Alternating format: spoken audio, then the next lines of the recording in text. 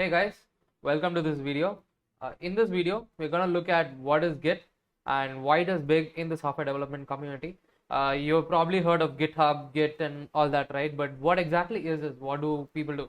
All right. So as software developers, one of the key things that we all have to learn is basically how to Google things, and that is what we're going to do this time, right? I heard, let us say I'm a software developer. I heard this term called Git somewhere. What I'm going to do is I'm going to go to Google and I'm going to Google it, Git, right? So not GitLab, we're going to do Git. So when I Google, the first result that I get for Git is basically this. So let's go inside this and let us see what this is. So what is given is Git is a free and open source distributed version control system, right? So as a software developer, I don't really understand what this is, right?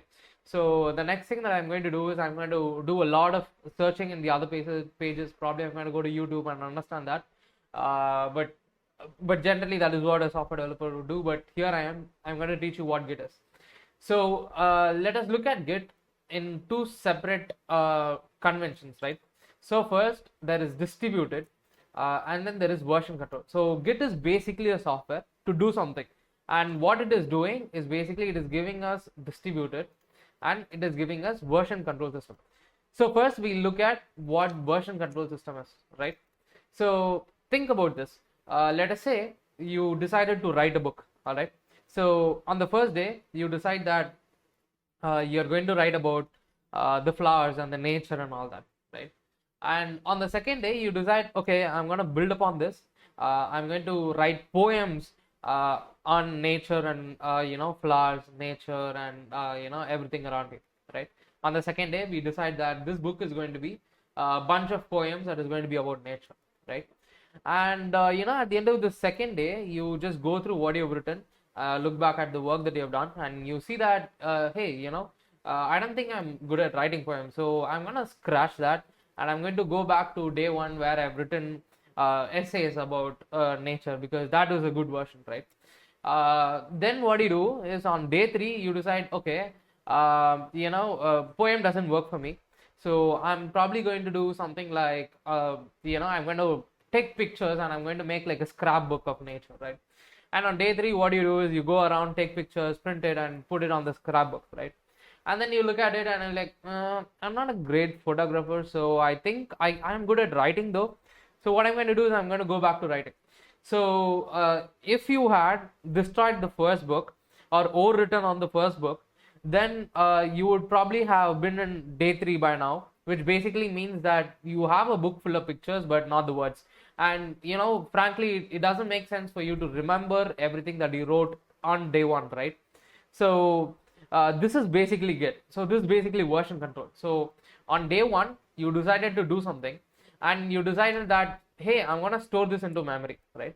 So you take a snapshot of this, or a cut in frame, that is, in this particular time I did this is what was the state of this particular book, right? By state what I mean is this was a book of passages about nature, right? So that is what you say on day one. You note it down somewhere. On day two you make that change, and in that change you're going to say, I've changed this book from an essay book to a poems book, right?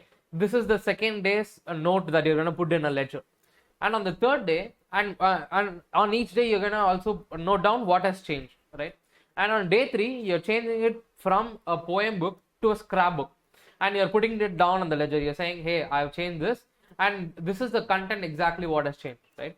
So now you have a ledger which says on day one you have changed something, or you have given a title to it, as well as you have given the exact content of what has changed. And on day two you have said that from the essay book it has now been converted to a poem book, and the content that has changed. And on day three it has now changed from the poem book to a picture book, right? So if you think about it, what you have done is, at every day you have actually taken a snapshot or a copy of the state of that particular object on that day. By state what I mean is what is present and how is it present, right? These two information you have noted it down. So This is exactly what is called a version control. So in software, you write a lot of files, right? You generally, let us say you're building a website, you'll have a lot of pages like home page, you'll have about us page, you'll have a policy page, you'll have a careers page and all that, right? So each of these pages represent different aspects of an entire website, and there are multiple files, right? Say, let us say today you work on a couple of these pages, but you have not completed it. On second day, you're building upon it, but then you decide on the second day that you don't really like it and you want to go back to the first page and start again, right? If you use Git, Git gives you a version control system, which basically takes a snapshot whenever you tell it to do that, and goes back and lets you go back to that particular version of that snapshot. So this is what Git is, right? So this is what version control is. So this is one of the features that Git offers us. So we now understand what version control is. Next, let us look at what distributed means. So we saw that it's an open source, distributed and version control system, right? So what does distributed mean? Let us say now you're creating this book that we saw. In that book, let us say you're writing one chapter, your friend writes another chapter, and another friend writes a third chapter, right? And you have 3 chapters in the book. Now, when you want to compile all of this, you want to put all of this together, right? So, what this basically tells you is that your friend doesn't have to wait until you're done with your work, and the third friend doesn't have to wait until you and your friend are done, right? So when you're writing incoherent poem or something like that, like so let us say I write a poem about something else, my second friend writes a poem about something else, and the third person does about something else, right? So since all of these are not interconnected as much, you basically do not have to wait for each other to do something. And even if you do, it doesn't mean that you have to stop until the other person finishes, right? You can just start it, and then once that person completes, then you can probably take over and add more to it, right? So in a similar fashion, in software development, typically when you build large scale software, there is not one person who is doing the entire work. There is not one person who's going to write the entire code. There are going to be a lot of people communicating with each other, understanding how software works, how it is going to interact with each other and all that. So to enable all of them to develop independently, what is going to happen is one portion is going to have a place where you're going to store the data that you're going to do, or the code that you're going to write, right? That is called the central server, or that is where your base is set. So this is called a remote repository in Git terms. So I know this might be a little bit difficult to understand, but let us get into what a remote repository is. But just for now, think about remote repository as a central place where all of you all put your work at the same time. So by this, what happens is, if you just have an internet and a system which has Git, you probably could use Git to basically work independent of each other, right? And you can all, at the end of the day, join all the work that you've done into this particular central hub, right? Or remote repository, as I mentioned. All right, so let us, I spoke about taking a snapshot of an object, right? By snapshot, I mean like understanding what the state, or the ledger, right? In that ledger, at each day, we decided to make a note. So in this note, in technical terms in Git, is called a commit, right? So when you do a commit, basically you're telling the Git system to make a note of what you're changing and exactly what files is being changed to what. So it will know what is the source and what is the destination. So it will show you something called a diff. Git diff is basically a difference between how the file initially was and how the file is going to be at the end of the day. This picture is just to show you different process of Git. We'll actually take a deeper dive into how Git works and all. So generally what you do is basically you have the folder where you make those changes to files, right? That is called a working directory. So we see a working directory here, right? This working directory is a place where you have the files that you're working with. So it's called a working directory. So in Git, you need to tell Git which files should you look out for when I make a change. For example, let us say I have 5 files, right? And I make changes to 5 of them. But I don't want all the 5 of these files to be in the ledger or the commit, right? Commit ledger. So it is also called as a commit history, and going forward we'll use the term commit history. Commit history is a ledger of all the commits that you have done. So now that you have like a ledger and commit history, and let us say you only want 3 files to be present as a part of this commit. You only want to store the state of 3 files in this particular commit. So you have to tell Git what how you would tell Git to basically just look out for these 3, not all the files in the folder, right? How you do that is by using git add.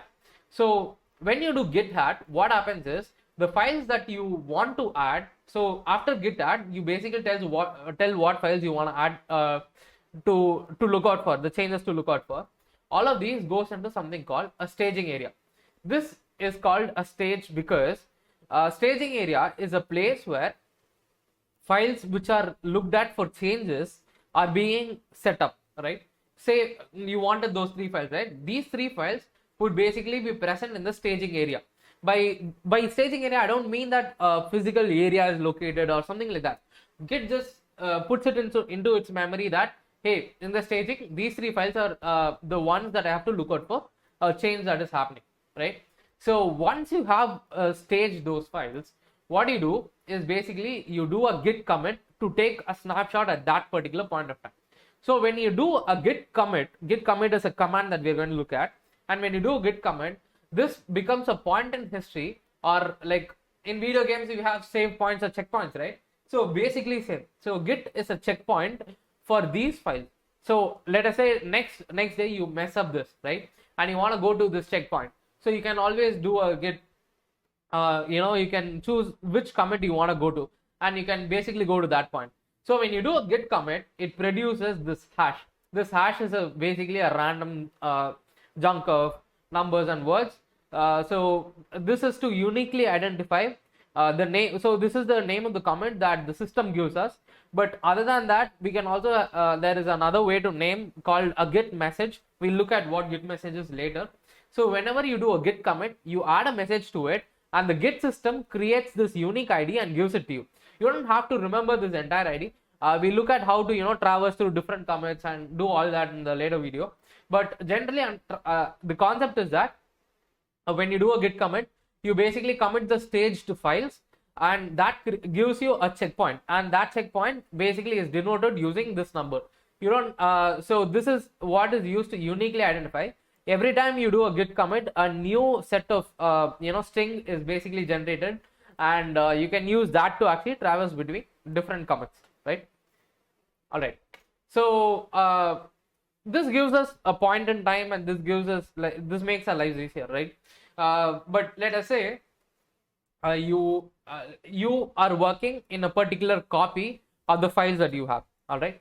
And what you want to do is you don't want to mess up anything, but yet you also want to create a feature. So let us say feature 1, and then there is feature 2, right? So you want to create a feature 1. So in Git, imagine Git as a tree, right?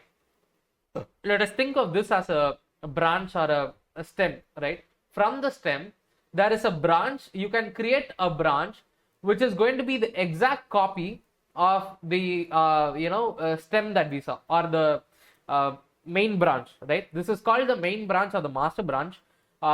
It was called the master branch, but now it is called the main branch. They have changed the naming conversions in GitHub, and a lot of people are actually moving towards it.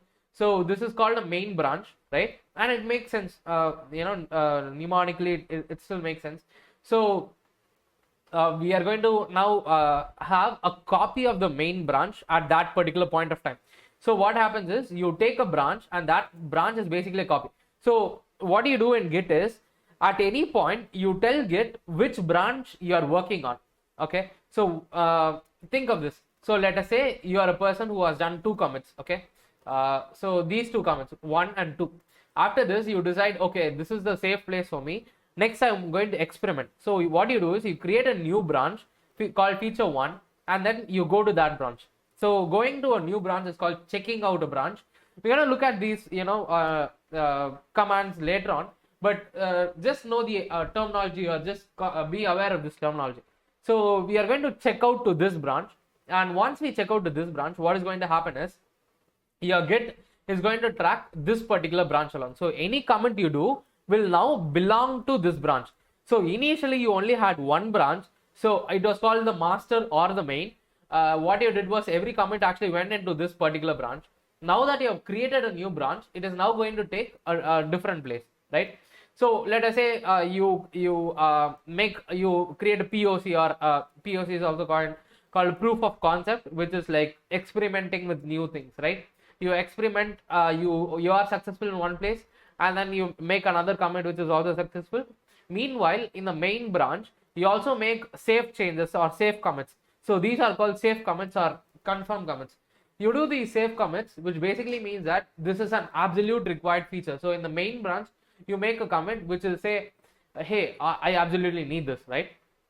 So what happens is, two versions of the entire code or the entire document is present, right? One as a part of feature one branch, one as a part of main branch.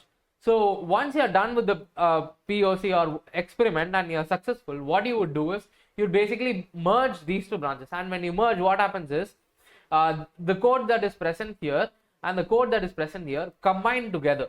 So we look at what is merging later on, but just know that you can work on features or experiments using branches, right? So this is what sort of enables the distributed workflow that we saw earlier, right? Let us say there are two people in the team, right?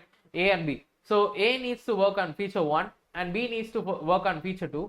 Both of them have the same copy, but they make slight changes to it. And once their changes are successful, they are going to merge it to the master or the main branch. And once that is merged, the feature 2 or the user B or the another person who is working is going to pull those changes into his own feature, accommodate those code, and then push it back to the main. So basically think of this, the main is going to move along and along and along, but a feature branch is going to be time bound in certain cases. If it is going to be a smaller feature, there are going to be very small number of commits, and once those commits are done, it's going to move all the commit to the main branch. If it is not successful, we are going to wipe out this entire branch and go back to this point or this checkpoint, right? So this is the advantage of this. So we don't have to think about storing the old code that we had. Instead, Git takes care of doing that. I know all of this seems a little doubtful, or I know this is a little bit confusing, but as we do a little bit of hands-on, you will get more understanding of what Git is and how all of this works and stuff like that. Cool. Next thing that we are going to look at is called the remote, right? So if you use Git, what happens is a software is running in your system, and in that system we are doing all of the forementioned things. So we did branching, we did comments, we did staging, all that, right? So, and each person will be doing the same thing on their own machine. So what happens is, this person will have his own set of changes and stuff like that. This person will have his own set of changes and stuff like that. So so each changes or each set of files is called a repository, right? So A is going to have a repository of changes, B is going to have a repository of changes. So for A, the repository that he has is called a local repository. For B, the changes that he has is called a local repository.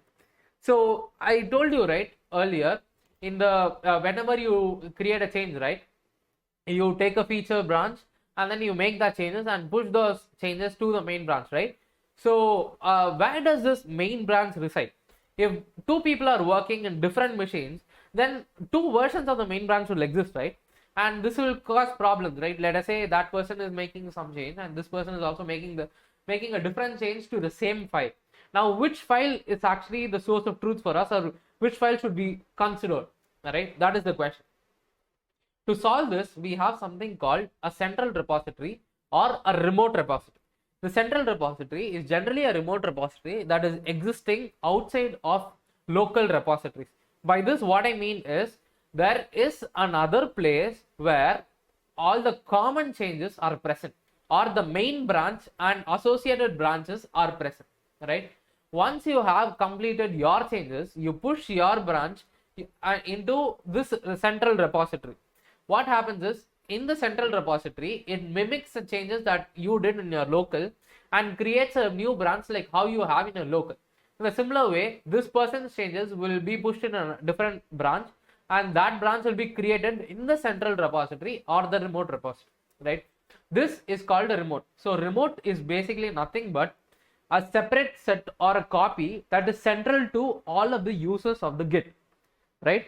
All of the Git users will take a copy from this central branch, and when they finish their work, they'll push all of their commits to this central branch or this central remote repository. All right, so this concludes basic introduction of Git. I know you'll have a lot of questions, but let us look at Git commands and hands-on on Git. In that video, you will understand how Git works and other stuff, right? So before actually closing out, so this remote repository, right? I told you that local repositories are present within your system, and remote repositories are external outside your system in some server, right? By server, I mean somebody else's system. So popular companies that give you this central system are GitHub, GitLab, and Bitbucket. So these are common central repositories or remote repository providers.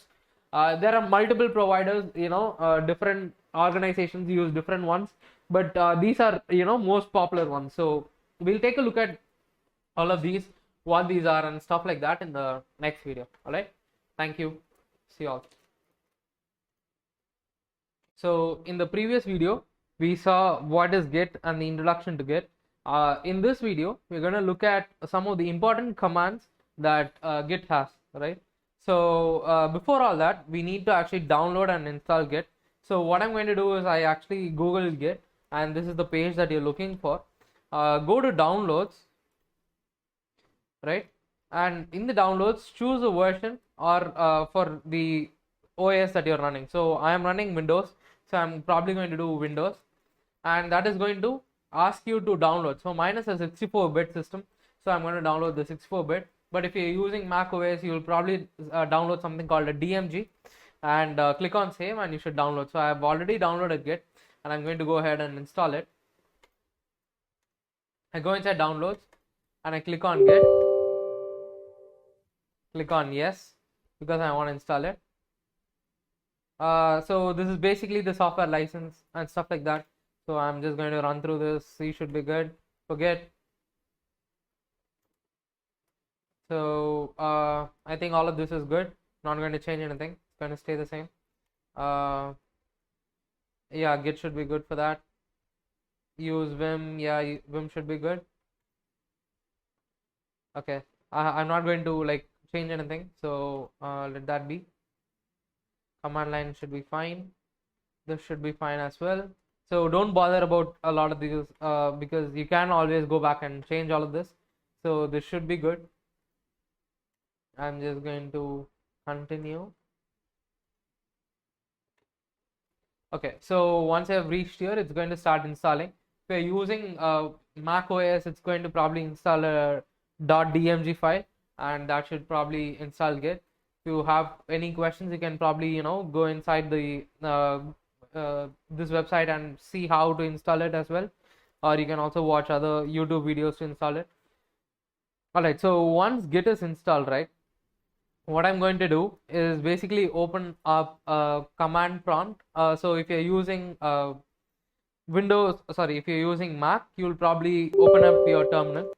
So I'm going to open this. I'm going to do full screen, and I'm going to like increase the size. I'm going to do something like git -version.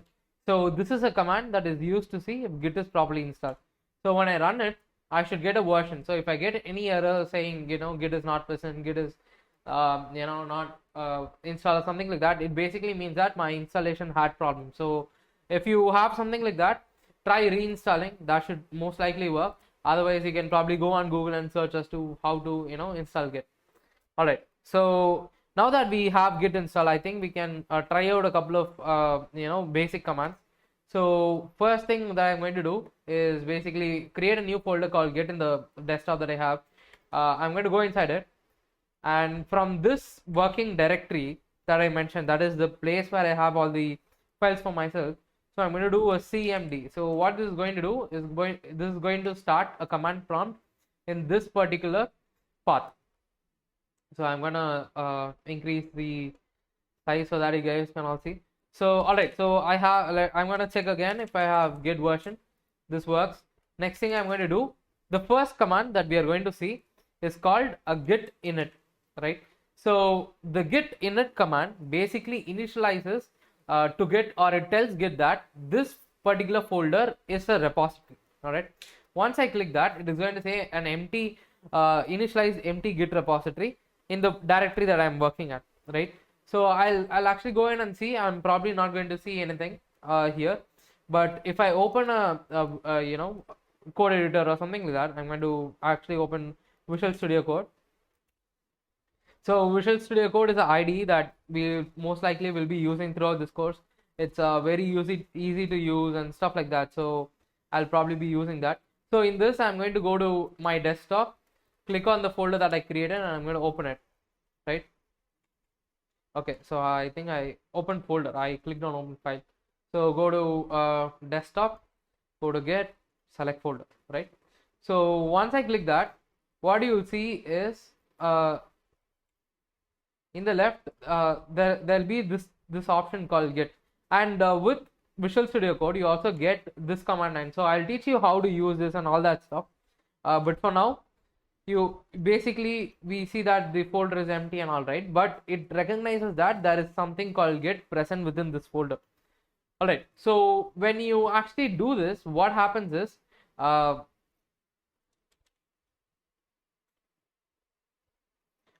basically when you do that, it is going to show you, or it is going to tell Git that this particular folder is a repository, and there is a folder that we cannot actually see. It's actually hidden, called .git. So this .git folder is basically how we would the Git would know exactly what kind of changes or what happens within Git itself, or how, or if what folder is a repository and all these kinds of information, right? So I told you about this ledger which contains all of the commits, right? That ledger is present within this folder called .git. So right now we are not able to see .git, but that is because anything that starts with a dot, we will probably not be able to see any folder. So if you want to hide a folder, you just have to start with .git. So you see this .git here, right? So this is basically telling me that there is a folder called .git. Actually, I can cd into it. So cd is change directory. So I'm going to do cd .git.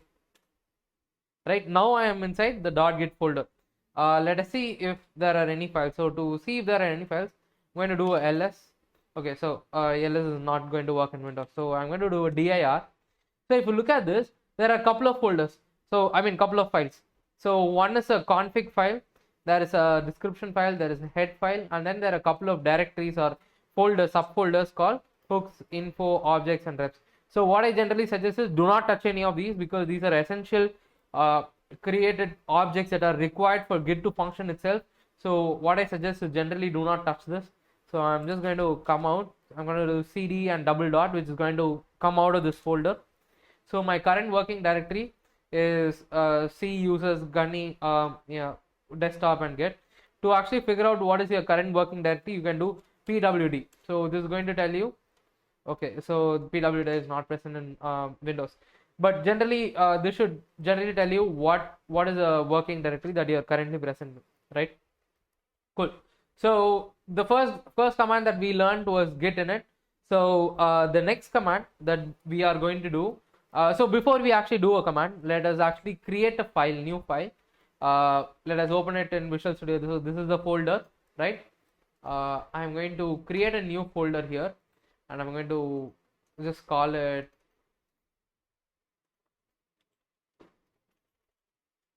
this is a sample essay. So what I'm going to do is I'm going to save this as example.txt. Right? So this is a simple text file. This is just going to contain this is a simple essay, right? So I'm gonna save this. Right. So now that I have saved this file, next thing that I would want to do, as I mentioned earlier, right, I want Git to know that I have made changes to this file, and any changes that is going to happen, I want it to look out for those changes and be ready to commit that change, or be ready to store a snapshot of that change. All right. For that, I'm going to use this command call. I'm going to clear it first. Oh, okay. So clear doesn't work. So I'm going to do git add and the file name. So I did simple.txt, right? So simple.txt now should okay. So it says it doesn't. So I'll just do a dir to see what are the files.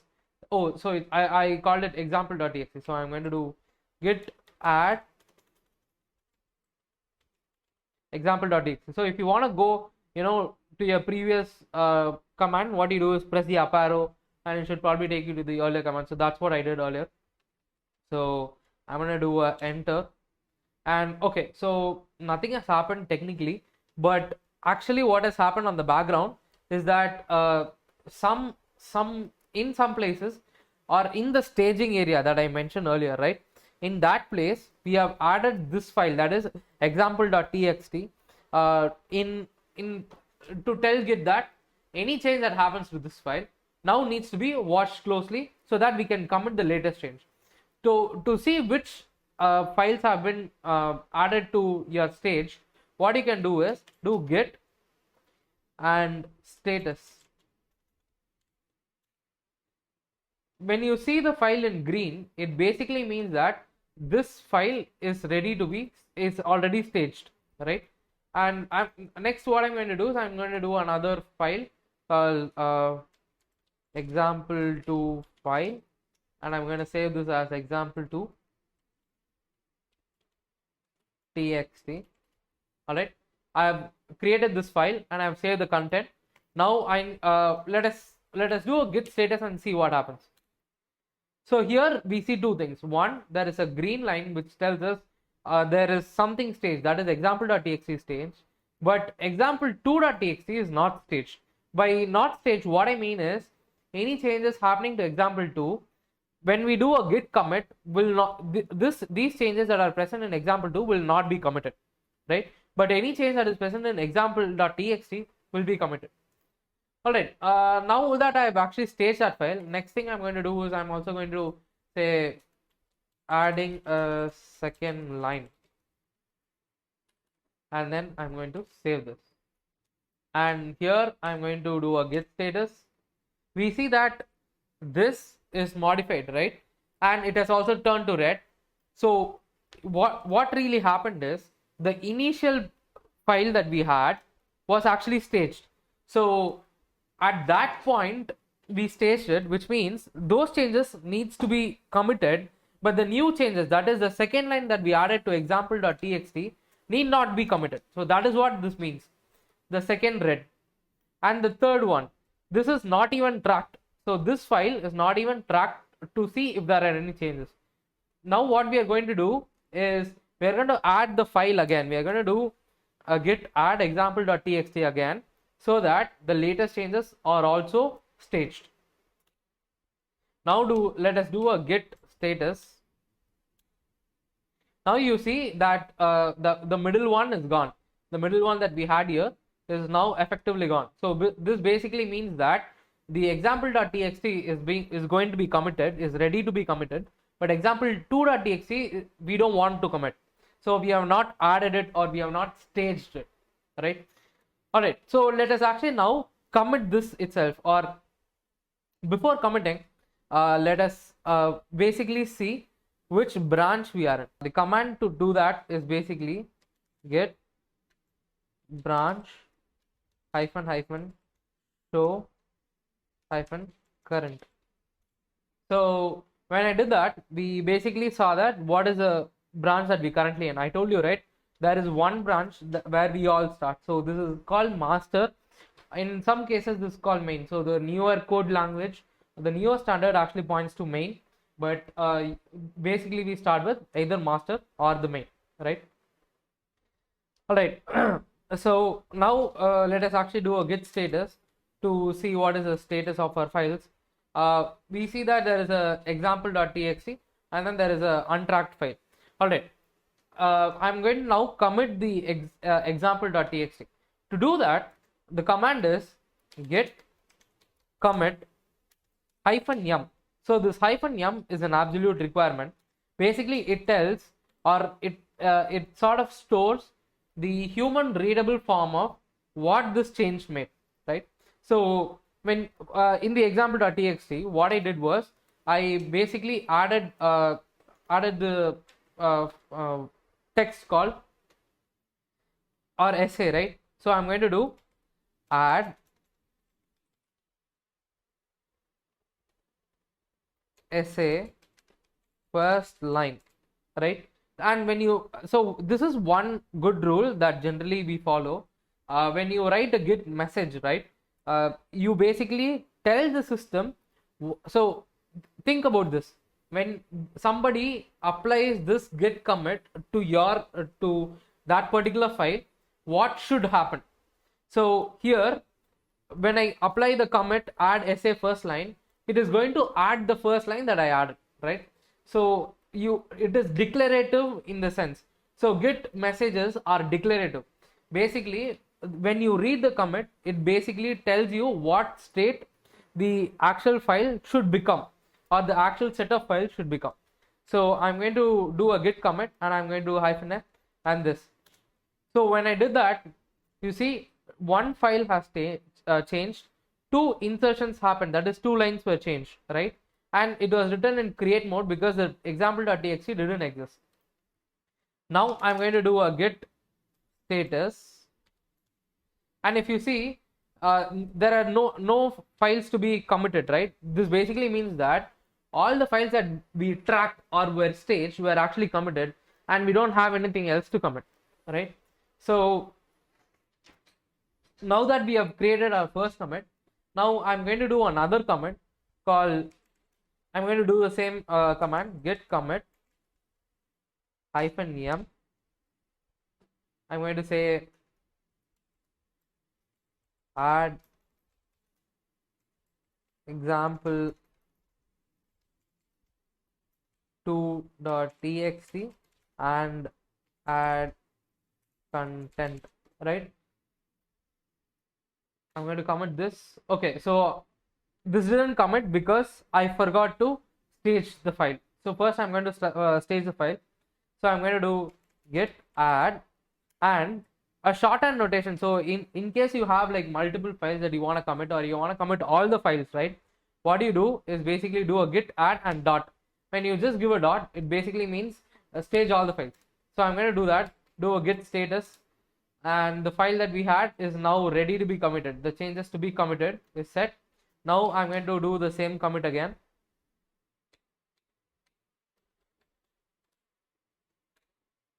And that had made a change, right? One file has been changed and one insertion has happened. I'm going to do a git status, and our working tree is clean, right? Basically, I told you, right? All of this is like a tree. Now let us actually look at how the tree is, or let us look at all the history, the ledger that we spoke about, right? The command to see the list of all the commits that we have done in this particular branch, that is the current master branch, is git log. So when I do this, you see the commit and the hash that I told you about, right? Who is making this change? The date that this change was made, and the message that this commit has. Another is this is the second commit that I did. Oh, sorry, this is the second commit that I did, and this is the first commit that I did. So how it works is this is the latest commit, and this is the commit before that, and then there is a commit before that. So you know, the sort of like the commit chain that we saw, right? So this is how it works.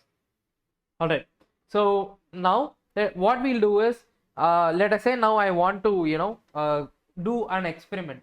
I want to create another file, and I want to add like certain things to it. So what I'm going to do is, now I want to create a new branch from my current branch. So I'm going to do, so the command to create a new branch is git branch and any name that we want to give.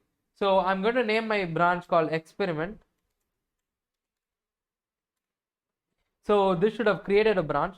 Now let us do git branch to see all the branches. So we have two branches, right? We have experiment branch and we have the master branch. And you can see a star and green symbol, which basically means we are currently on the master branch. Now to switch this branch, there is a command called git checkout. So git checkout and the branch name should now check us out into that particular branch. All right, now let us look at what our current branch is. To check out the current branch, git branch hyphen show hyphen current. Now we are in the experiment branch, right? Now what I'm going to do is I'm going to go back into the Visual Studio Code and I'm going to add a new file and I'm going to name this thing called file3. So I'm going to do crazy experiment file, right? And I'm going to save this. I'm going to do experiment.txt and I've saved it, right? Now what is going to happen is, as we saw earlier, right, we'll do git status and you see the status is not committed and it's not tracked as well, it's not staged. Now I'm going to first stage it, git add, and I'm going to do dot, or you can also type in the entire file. So I'm going to do a dot, and now I do a git status and I've staged it. Now I'm going to commit it, git commit crazy experiment file. So I've committed the change. Now I'm going to do a git log. So now if you look at it, you have head is now head is a place or your current branch. Your head is pointing at experiment, and then you have a commit in the master branch. You have these two commits are in the master branch, so that is why we have only master here. All right, now let us actually switch back to the master and see if this particular commit that we did in the experiment branch is present. Git check out -b master. We have now switched to the master. We're going to do a git log to see all the commits. All right, here we do not see the commit that we don't see the crazy experiment, right? So what has happened right now is basically we have created a separate branch called experiment, which not only contains the master branch changes but also has some extra changes. Now let us say I have completely finished my crazy experiment and I want to like merge that back into this master branch. So how do I do it?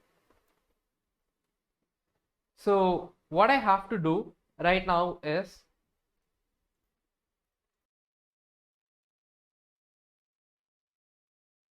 alright, to do this, what we have to do is basically we are now merging from our experiment branch to the main branch, right?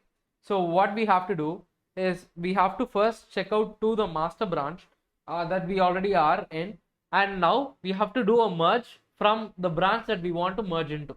So I'm going to do a git merge experiment. So what this is going to do is this is going to merge the changes in experiment or the commits in experiment to the current branch I'm in. So when I did that, what it did was it created one file and I did one insertion and created the experiment.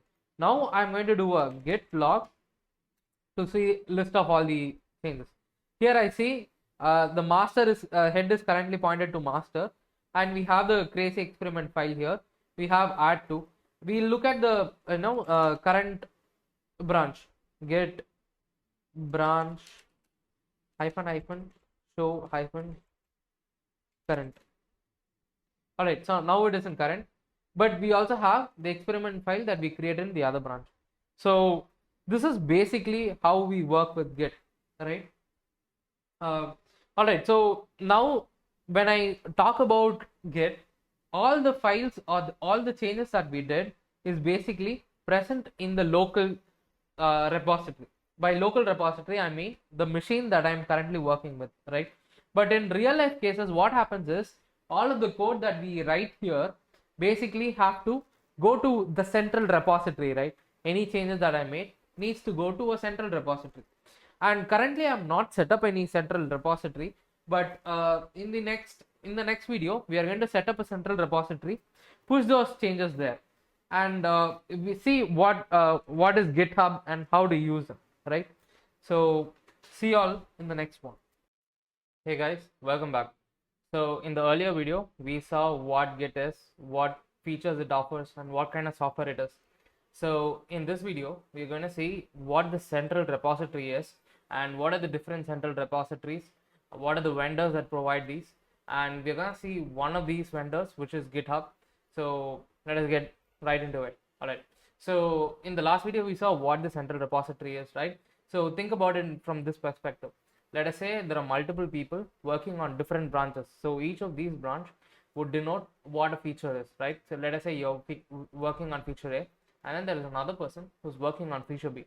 Now what you typically want to do is basically have a single clone of one central repository and then create a branch from that and do your own work and then merge that or push that branch to the central repository, right? So when I talk about central repository, it basically means that that code is basically saved in another person's computer or in a server. So there are lots of vendors that do this for us, that store the code for us and help us access this code through the internet, and one of them is GitHub. So we also have, so other popular vendors are GitLab, and then we also have Bitbucket, and there are multiple other people who have like vendor lock-in and stuff like that. Like for example, AWS provides its own type of central repository. AWS provides its own type of central repository and all that. But one of the most popular ones, or one of the earlier ones, were GitHub, GitLab, and Bitbucket. So in this video, we're gonna see what GitHub is and how to set up the central repository and what exactly are the features of this, right? So before we continue, I want to clarify one thing. So there are two things right now: one, a central repository, and another one, a local repository. So both the central repository and the local repositories are sort of a clone of each other, which sync from time to time. So let us say there is some change that is made in the central repository. From time to time, what you would do is basically pull those changes to your local repository and work on those changes. And from time to time, when you make a change and you want that change to persist in the central repository, you basically push that change to the central repository. And the reason why we do this is because let us say you're working on a feature, right? And suddenly your laptop or your computer actually stops working and the hard disk fails, right? What happens right now is all the work that you have done till now is actually gone. So to prevent these kind of failures, we have this sort of a central repository system where this repository itself is existing in somebody else's system. I mean, now you can always ask this question, what if the other person's server fails, right? So GitHub is an organization which handles a lot of systems. They have lots of servers. So your code is basically replicated in a lot of places. So you don't have to think or take care of the failures that would occur on the cloud, right? So that is the idea of using GitHub, GitLab, or any other provider for us. All right, cool. So now that we have out of the way, let's now look at how to. So we are going to look at GitHub specifically. The process is pretty similar with other vendors as well, but let us go through how to use GitHub and stuff like that. So first, I'm going to start by creating a new account. I'm going to sign up. So once you click on this, this is the welcome page that GitHub brings us in. So enter the email that you want to associate with this GitHub account. So I have webdev.gammaprep@gmail.com, right? So here it says invalid email because I've already created an account. But when you create something new, it's going to enable the continue button for you, and you're going to click on continue. And the next thing is going to be password, and then you're going to have the username. So once you have entered all of this, also make a note of all of these because you will need these to log in into your account. So once you have entered all of this, the next step is to actually verify. So once you have completed this, what will happen is you will get a verification code. All right, so once I'm here, you will get the GitHub launch code, right? So click on this GitHub launch code. You'll see the launch code. So copy this, and either you can click on GitHub, open GitHub, or you can just go here and then paste these. So once you have pasted this, it's going to take you in. I know it's a pretty cool animation. They just updated all of this. All right, so what happens is once your dashboard is created, this is how it will look, right? So from here, what you can do is there are two kinds of repositories in GitHub. So there is one thing called a public repository, and then there is another thing called the private repository. So public repositories are repositories where anybody who is a part of this GitHub user can basically look at that repository, look at the code that is present inside. And then there is also another concept called private repositories, where only the person who's created it and the person who actually has access to it can actually go and see it, right? So now that we have created a new GitHub page, what we are going to do is basically create a new repository. So we created this new file, right? So for this, let us actually initialize this, put it inside repository and try to push this, right? So I'm going to give the name called experiment 1, right? So this is to just understand what Git is. So I'm just going to git underscore. So there are a couple of rules which tells you how to name a repository. When you type a name itself, it will actually tell you what kind of names are actually allowed. So for example, when I do @ symbol, this is not allowed. So what it does is basically adds a hyphen instead of an @ but underscore is allowed, right?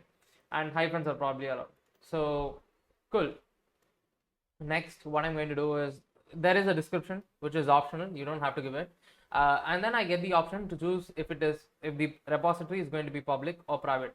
So for now I think it's okay because I don't have anything confidential going on, so I'm going to just leave it as public. But if you want, you can also choose private, and I think there is a quota that is set by GitHub, so you're only allowed to create, I think, n number of private repositories. I'm not 100% sure on this, because it's been long since I actually went and looked at what these public and private does. Mostly I use a public one because I don't store any confidential information inside my code.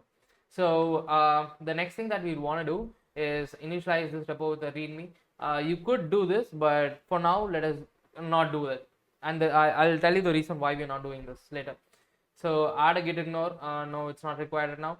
Choose a license. So most of the time a license basically means that who owns this code, right? So if it is going to be a public code, then it's probably going to go under Apache license 2.0, which is like the common license, general public license, or you can use any of these, but that should be fine. If you have anything specific, you can just type it out and it'll probably come here. All right, so I'm gonna create a repository now.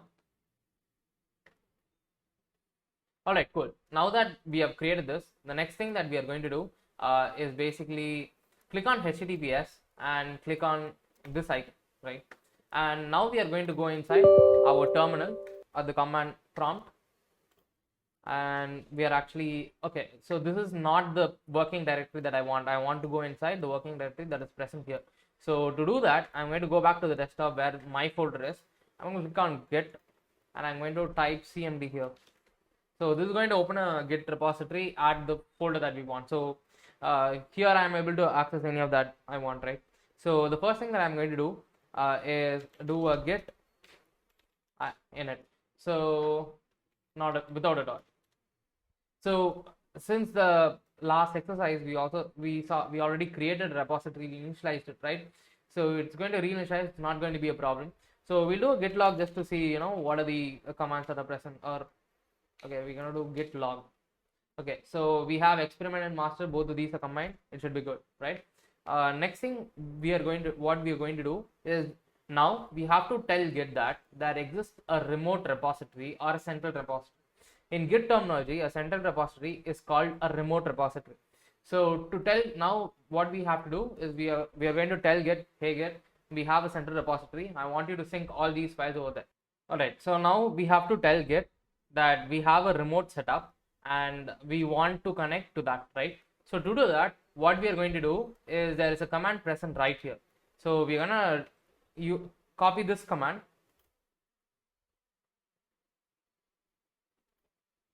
and we're gonna paste it here. So to view it better, I'll just zoom it. All right, so I'm gonna run this command. So what has happened is, it has added, or we have told Git that hey, we have a remote and that remote is this URL, right? So I'm going to do a git remote -v. So this -v is going to generate all the list of remotes that we have. So it is not necessary that we only need to have one remote. We can have multiple remotes, one for push, one for pull, multiple.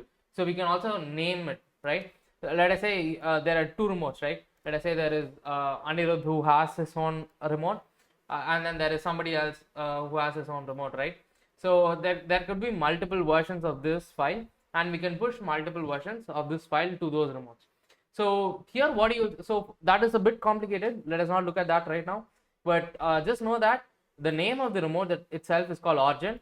This is the HTTP address, and these are the operations. We are going to do a git push and a git pull slash fetch. Pull is also called fetch because it's going to fetch the latest changes, but it's not going to actually bring those changes. It's only going to say, hey, some changes are available, right? So these are the three types of actions that we can do on a remote. Push, which is to push changes to the remote. Pull, which is to pull the actual changes, the code itself back here. And then fetch is to bring the latest changes that could be present, or it is just telling us that some changes are. To push changes to the git remote repository, what we have to do is use this command, git push -new origin, that is our remote repository's name, and the branch. We want to push the branches, so I'm going to push branch master. So when we do this, it is going to ask us to sign into GitHub, right?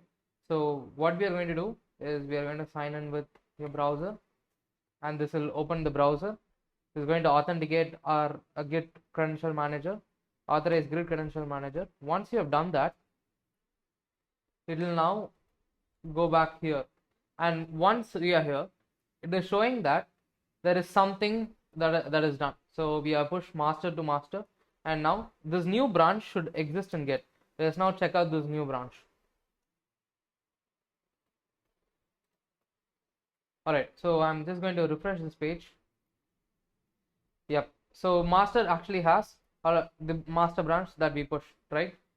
We are going to click on view all branches. We only have the master since we only push the master.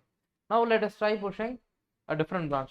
So instead of master, let us do experiment. So the first time, since we created a new authentication method or a personal token that GitHub uses, we are now able to easily push all of our changes, right? So this is how GitHub works. This is how in Git we actually configure a remote repository. All right. Now we see that okay, let me go back here. We see that there are two branches here, right? So in the UI, you can just click here and choose which branch you want to view. So if you want to see the code, or if you want to see the file itself, just click on it and it will open up what is present here. There is just two lines, right? So now what I'm going to do is I'm going to now show you what basically a merge is, right? So before that, I'm going to switch my current branch to experiment. Git branch experiment. Okay, so it already exists. So git branch checkout experiment. All right, now we are in the experiment branch. I'm going to add another file here. I'm going to type merge change file. I'm going to save this as merge change file.txt. All right, so now that we are done, the next step that we are going to do is we have to now add it and commit it.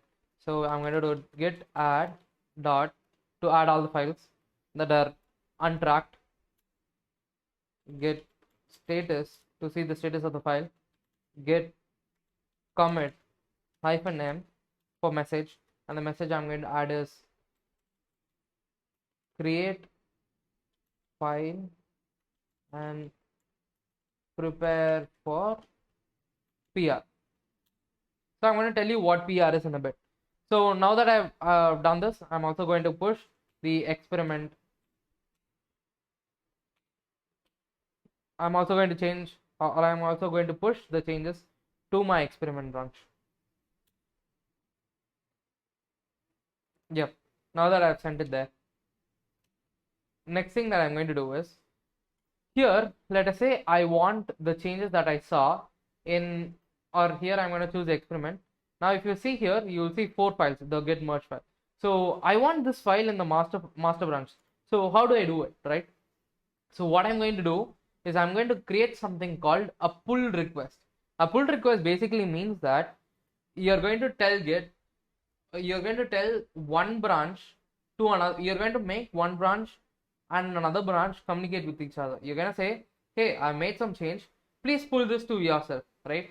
So your experiment branch is going to create a pull request to your master. It's going to tell to your master, hey, I made some changes, please pull it to yourself, right?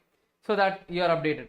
So when you push that change here, you can obviously go here and compare and pull, or there is another way to do this. You can go to pull request, create a new pull request, and do this, right? Both of this are going to do the same thing. So I'm going to just create compare and pull. So what this is going to do is, it is going from the base, that is experiment branch, to the master branch, that is the base branch, right? So we're going to send the changes from experiment branch to the master branch. And to see what are the files that are being changed, we can click on preview. All right, we can go on, we can scroll down to see the files that have been changed, right? So now that I'm done with this, I'm going to just hit create pull request. So once this pull request is created, the next thing that we have to do is merge this pull request. So one common terminology that you will see is creating a PR. Creating a PR basically means that you have completed your work in your feature branch and you want to push this to the main branch. So the reason why you would want to push your changes to the main branch is because the main branch is probably what is being used in the application itself, right? When you create the application. So you create a pull request from your branch to the main branch, and then there is a merge for the pull request. You can set constraints saying that, hey, these many people have to review the changes in the file. And the reason why you'd want to do that is because, let us say your PR is creating certain files, right? And let us say those files are somewhat dangerous. Then, and if you push it, then the entire main branch would now contain corrupted data.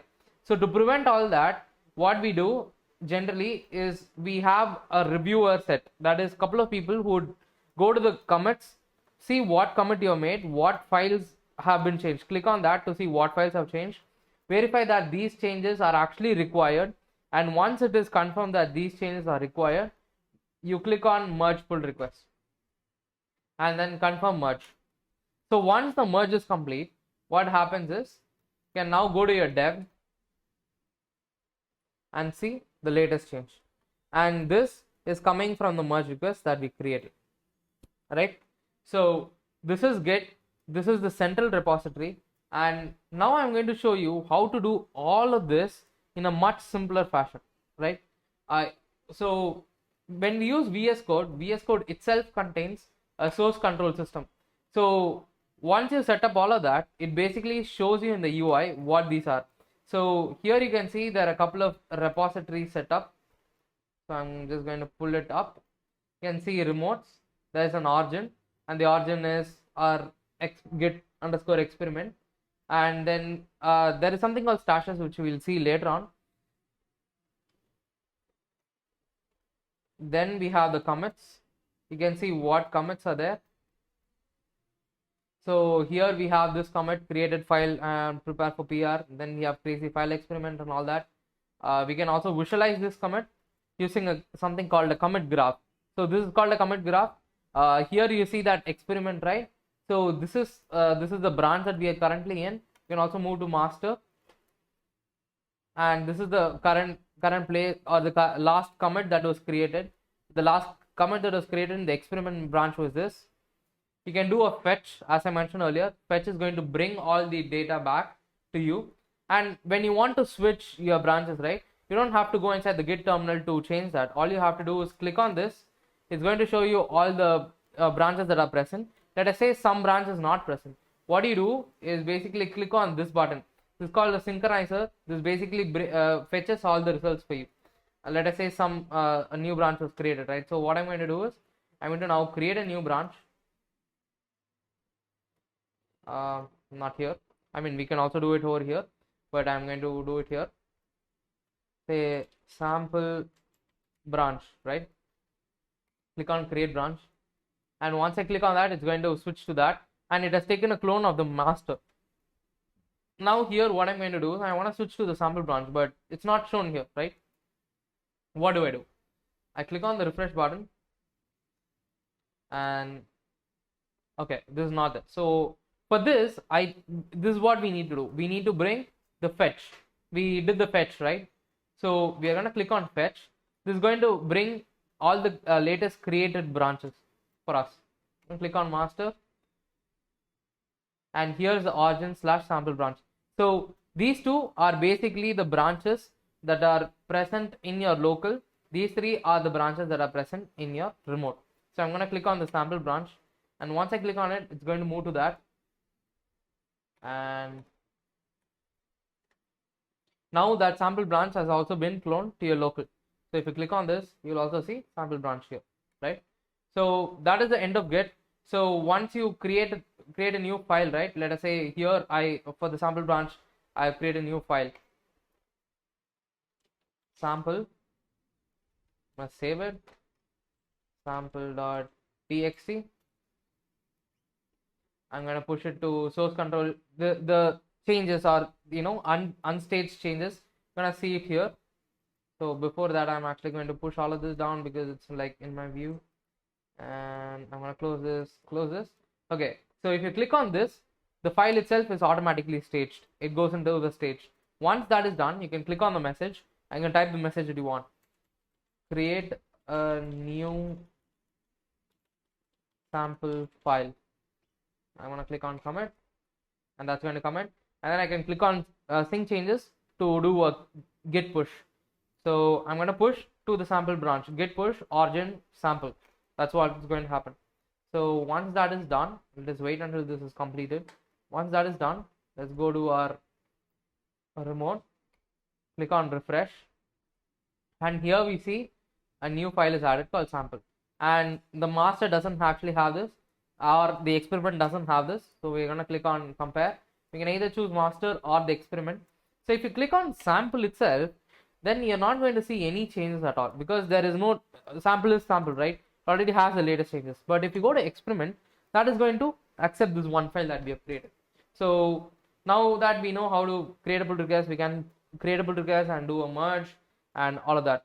So that is going to be the end of the video, and I think you would have understood the basics of what Git is and what GitHub is, what is a remote repository. So we are going forward, we are going to use this for all the projects that we do. Most of the assignments, exercises, all of that you're going to find inside GitHub. So please extensively use GitHub, because most of the companies, most of the tech companies out there are using some form of Git and are using some form of remote central repository. It might differ, but the concepts are same. All right, thank you all.